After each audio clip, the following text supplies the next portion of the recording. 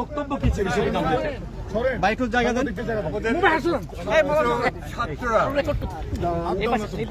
ছাত্ররা যে অভাবনীয় সাফল্য অর্জন করেছে একটা গণ অভ্যুত্থানে এবং তাদের এই ত্যাগ, তাদের কষ্ট, তাদের পরিশ্রমের ফলে এবং জনগণকে ঐক্যবদ্ধ করার কারণেই আজকে এই ফ্যাসিবাদী ভয়াবহ দানবীয় সরকার হাসিনা সরকার আজকে পতন ঘটেছে এবং তারা আজকে দেশ থেকে পালিয়ে গেছে সবাই।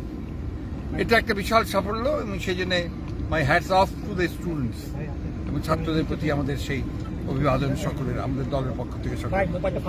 আমরা এখানে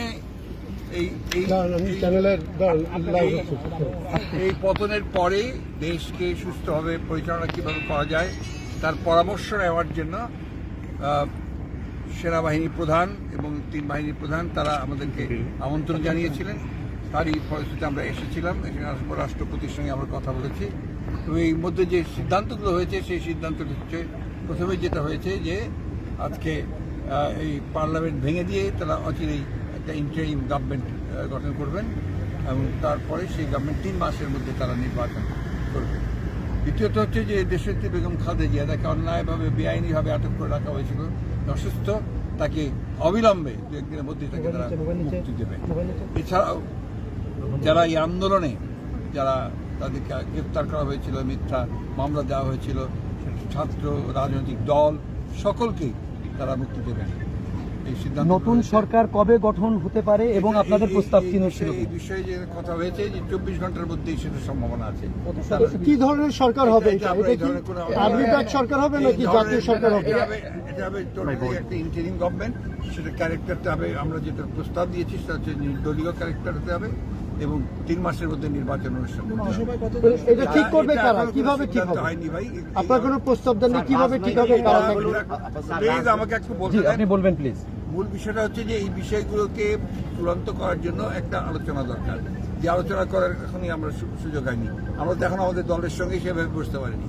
আমাদের দলের সঙ্গে বসে আমরা প্রস্তাব নিয়ে আসবো, অন্যান্য দলগুলো নিয়ে আসবো, সেই হিসেবে দেশের শান্তিপূর্ণ পরিস্থিতি তৈরি করার জন্য কিংবা এখন যে বিভিন্ন জায়গায় যেগুলো আমরা সবচেয়ে বেশি গুরুত্ব দিয়েছি সেটা হচ্ছে যে একটা ইমিডিয়েটলি এই দেশে আপনার শান্তি শৃঙ্খলা বজায় রাখার জন্য, নৈরাজ্য যেন সৃষ্টি না হয় তার জন্য, এবং আমরা আপনার বলেছি তারা ব্যবস্থা নেবে, আর্মি ব্যবস্থা নেবে। সেই সঙ্গে আমরাও কল দিয়েছি সমগ্র দেশকে, জাতিকে, আমাদের যে তারা যেন আপনার এগুলোকে নিয়ন্ত্রণ করে। আমাদের সমস্ত দেশের সমস্ত ইউনিটগুলোকে বলেছি।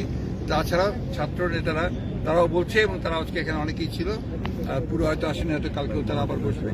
এই বিষয়টা নিয়ে তারা চূড়ান্ত করবে। সবার সঙ্গে কি একসঙ্গে বসেছেন আলাদা আলাদা ভাবে? আমরা একসাথে বসে। বৈষম্য বিরোধী ছাত্র সমন্বয়টা এখানে প্রায় 6 জন ছিলেন। রাষ্ট্রপতির বক্তব্য কি ছিল? রাষ্ট্রপতির বক্তব্য তো আপনারা শুনেছেন, ওই 10টার সময় আবার বক্তব্য রাখবেন। 10টা ভাষণ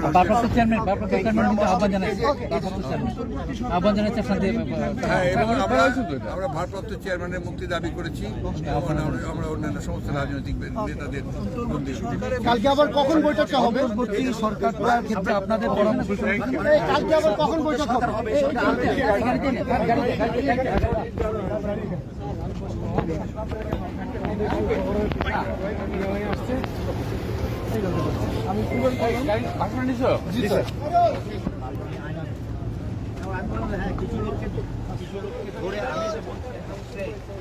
আমি বলছি